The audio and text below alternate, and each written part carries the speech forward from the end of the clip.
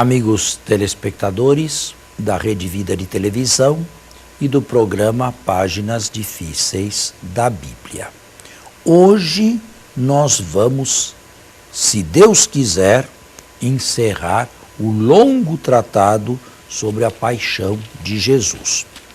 O diácono Ailton, que os representa a todos e com muita capacidade e, sobretudo, disponibilidade, a quem agradeço imensamente de público, já terminou a leitura da paixão. Eu disse a ele que faltava tratar de um pequeno assunto com referência à sepultura de Jesus. É o seguinte: modernamente existem alguns estudiosos que, não crendo na ressurreição, colocando dificuldades na ressurreição, afirmam que os crucificados, os corpos dos sentenciados à morte, e no caso aqui crucificados, não tinham sepultura regular, mas eram lançados numa vala comum. E lançados assim numa vala comum, ficaria muito difícil identificar o corpo mais tarde. Alguns chegam a dizer que as mulheres do primeiro dia da semana se enganaram de túmulo. Ao invés de irem à vala comum, onde devia estar o cadáver de Jesus, foram a um outro sepulcro. A teoria. Bem, o que se responde a isto? A isto se responde, em primeiro lugar, com a presença de José de Arimateia nos 4 evangelistas. Vale dizer, múltipla atestação. E independência de João com relação aos outros 3. Este homem não seria inventado. Este nome não seria inventado. Em segundo lugar, ainda que houvesse uma vala comum, teriam algum modo de identificar os cadáveres, mesmo porque havia a crença generalizada na ressurreição. E ainda que fosse uma pequena indicação amarrada ao cadáver de alguém, isto nunca faltava. Depois de um certo tempo, sobretudo quando as carnes se consumiam, os ossos eram guardados cuidadosamente, mas precisava saber de quem eram aqueles ossos, portanto haveria uma pequena identificação para serem colocados em caixas e gavetas na espera da ressurreição. Isto era um modo comum de se enterrar na Palestina dos tempos de Herodes, e os condenados à morte não faziam nenhuma exceção. Mas nós não precisamos chegar a tanto. Nós não podemos dizer que Jesus tenha conhecido uma vala comum, mesmo porque essas afirmações não podem ser comprovadas.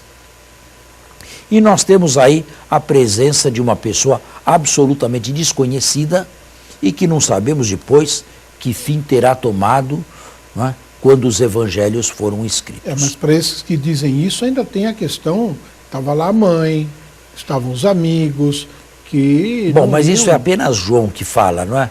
Os outros não falam. Falam de umas mulheres que viram aonde foi deposto Jesus. Isto sim, João apenas cita a mãe. Os outros falam de algumas mulheres que de longe, sem se misturarem, olharam a preparação do corpo e o lugar onde ele foi deposto. De qualquer modo, durante toda a primeira geração cristã, não foi absolutamente questão de procurar essa vala comum. Não tinha nenhum sentido uma coisa dessas. Bem, com isto, Ailton, eu termino o longo tratado sobre a paixão. Agora, bem, nós temos, né, que começar um tratado especial, que neste evangelho tem um capítulo apenas, o 20º. O 21º é um apêndice. Isso. Foi colocado posteriormente. Mas nós vamos começar o tratado sobre a ressurreição.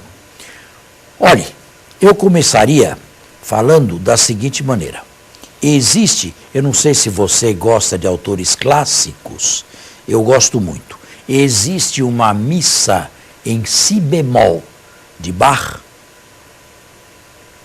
onde, no credo cantado, polifônico, quando em latim se diz passus et sepultus est, padeceu e foi sepultado, a voz é cavernosa, somente barítonos. Mas depois, quando vem et resurrexit tertia die, é um esplendor. As 4 vozes cantam melodiosamente e jubilosamente, em conjunto, e ressuscitou ao 3º dia. Bom, o que dizer disto?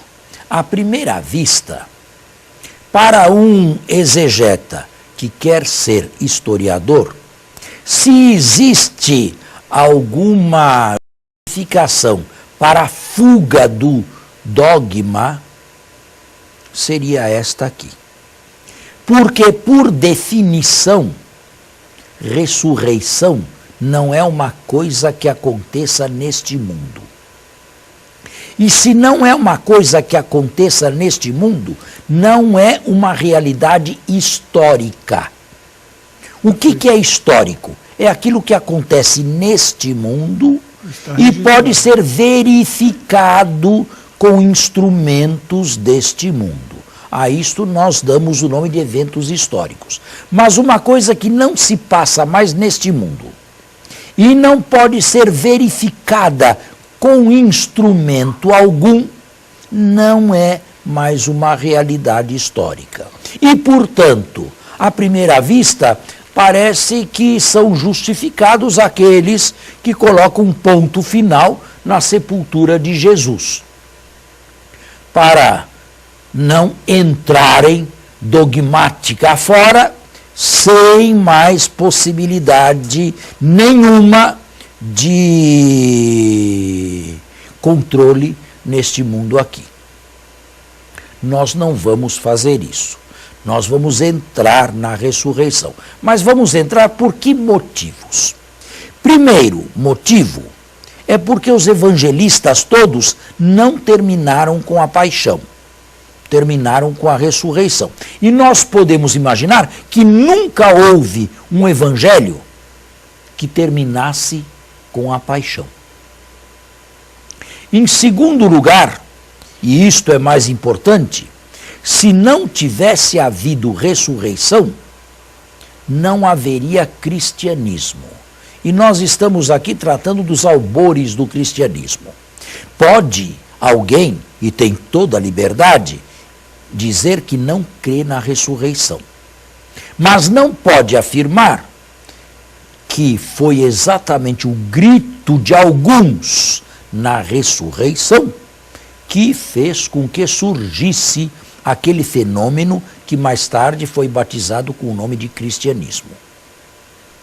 Isto não se pode negar, que algumas pessoas afirmaram ter visto Jesus vivo depois de morto. Bem, muitos morreram por causa disso. Nós vamos proceder aqui por partes. Em primeiro lugar, nós vamos fazer um estudo a respeito do túmulo vazio. Depois nós vamos passar para as aparições a mulheres nos arredores ou junto ao túmulo vazio. E num terceiro momento, as aparições de Jesus ressuscitado. Mas eu quero dizer uma coisa. Para tudo isto, nós dependemos do testemunho daqueles que disseram que viram Jesus ressuscitado. Ou seja, nem o Papa Francisco o viu, nem você o viu, nem eu vi, nem padre nenhum viu Jesus ressuscitado. Nós dependemos em tudo do testemunho daqueles que disseram tê-lo visto ressuscitado depois de ter sido morto. Que já não estão mais vivos. Nenhum deles está mais entre nós. Que isto fique bem claro. O que eu vou dizer de agora em diante é a partir do testemunho, e vamos controlar este testemunho dessas pessoas que disseram tê-lo visto ressuscitado. A ver se são críveis ou não são críveis. E que significa uma fé na ressurreição ou a sua negação. Mas o nosso tempo está... Temos intervalo, né? É intervalo agora. Esgotado para o intervalo. Temos que ir para o nosso intervalo e voltamos. Dentro, numa espécie de nicho ou de gaveta, sim, no fundo, na espera da ressurreição. Você se lembra do capítulo 37 de Ezequiel? Ezequiel, sim, dos ossos. Dos ossos ressequidos. Filho do homem, essa ossada toda poderá novamente reviver? Bonito esse capítulo. Tu sabes, Senhor. Profetiza, filho do homem. Profetiza sobre esses ossos. E à medida em que Ezequiel vai profetizando, os ossos vão se unindo, num segundo momento vão se cobrindo de nervos e carne, e finalmente uma última profecia. Profetiza ao do homem. E o espírito da vida entra novamente, são um exército em marcha. Esta visão é, claro, simbólica, absolutamente simbólica. Porém, ela não trata diretamente da ressurreição dos mortos. Ela trata da ressurreição nacional do povo judeu, que se comparava a ossadas ressequidas. O que queriam dizer com isto? Nós não temos mais nenhum futuro. Estamos aqui, acabou qualquer esperança de qualquer continuidade para nós. Eram os exilados em Babilônia que se comparavam a ossos ressequidos. Que é que se pode esperar de uma ossada dessa? Nada. Nós somos assim. E Ezequiel profetiza o contrário. O texto fala claramente de uma ressurreição, digamos, entre aspas, uma ressurreição que significa mais ressurgimento do judaísmo. Porém, não podemos negar que um texto desse, lido, relido, copiado, renarrado, na época do final do judaísmo do Segundo Templo, tenha recebido uma nova interpretação, sem deixar a primeira. Uma ressurreição, sobretudo quando, através do livro de Daniel, a ressurreição final se impôs em largas franjas do judaísmo dos tempos de Jesus, sobretudo na ala farisaica. Aí está. Agora, como pensavam a ressurreição esses judeus do tempo de Jesus? Pensavam, em primeiro lugar, uma ressurreição física. Física, o cadáver novamente. Na linha de Ezequiel, o cadáver será recoberto com as mesmas carnes, com os mesmos nervos, e a pessoa vai se levantar do jeitinho que morreu, para uma vida neste mundo aqui, igualzinha, porém, sem mais ter que passar por uma segunda morte. Era uma crença fisicista na ressurreição. Como lá no Gênesis, me fugiu agora, né? Aquela tem uma ligação com aquela relação com Deus invisível.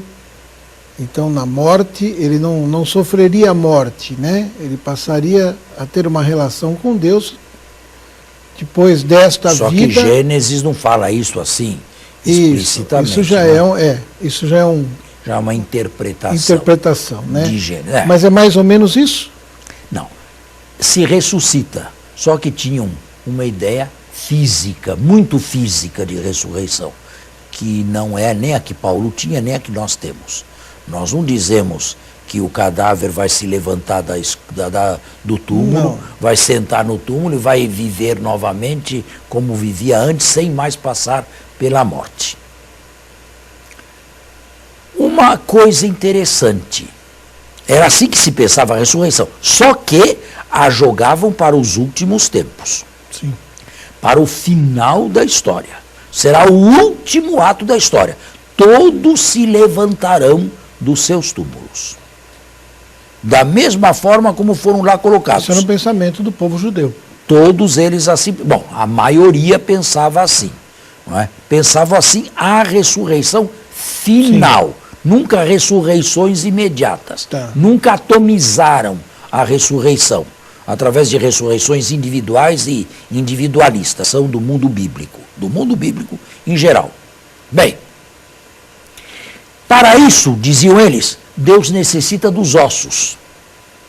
E daí o cuidado em guardar os ossos. Mas vinham as disputas e as dificuldades. E se aquele infeliz foi devorado por uma fera, por um animal? Espalhou os ossos por todo canto. Bastaria um pedacinho pequenininho assim para que Deus fizesse novamente o milagre da ressurreição. Agora, uma coisa é muito interessante. Até o século IV da nossa era, até Constantino e Santa Helena, a mãe, nós não conhecemos nenhuma veneração do túmulo de Jesus. Nunca houve uma tradição ininterrupta de uma veneração do túmulo de Jesus antes do século IV, antes de Constantino e de Helena. Foi ela quem mandou construir ali a Basílica da Anástasis, isto é, da ressurreição, e a partir dali começou-se a venerar, como se venera até hoje, o Santo Sepulcro. Construído e destruído algumas vezes, mas o local tá lá. É autêntico. É o único local autêntico que nós temos na história de Jesus. O local da cruz, da crucifixão, o Calvário, e o Santo Sepulcro. Os outros locais são locais relativamente, claro, a exatidão não se tem mais. Se não foi aqui, foi ali. Claro, em Israel, né? Não na América, não no Brasil. Sim, claro. Mas pega uma proximidade ali. O local mesmo é certo pela arqueologia, pelos estudos. Porém, a veneração só a partir do século IV. Interessante, nenhum apóstolo disse que foi visitar o túmulo de Jesus. Paulo, na carta aos Gálatas, afirma que visitou Pedro e esteve 15 dias com ele, um tempo suficiente para que Paulo fosse catequizado por Pedro. E Pedro lhe dissesse tudo o que se fez. Mas em nenhum momento, Paulo, nem falando da ressurreição, Paulo afirma que alguma vez visitou o túmulo de Jesus. Só a partir do século IV, com Constantino e Helena. A basílica que lá está até hoje e que é um condomínio dos que se dizem cristãos, porque lá estão armênios, lá estão gregos ortodoxos, lá estão os etíopes, lá estamos nós católicos romanos. Para os protestantes, aquele cheiro de incenso e aqueles hinos todos soam como um verdadeiro sacrilégio. e fogem de lá. Tem um lugar à parte onde eles veneram o túmulo de Jesus, no chamado Jardim do Túmulo, mas arqueologicamente foi ali. Bom, isto eu gostaria que ficasse bem claro para você e para os telespectadores. Nós temos ainda algum tempo, me parece que o tempo está encerrado, nós temos que voltar a isto no domingo que vem. Obrigado. Será um pouquinho longo, porque já gastamos um programa só para explicar foi só uma introdução. Até a próxima semana e um bom domingo a todos.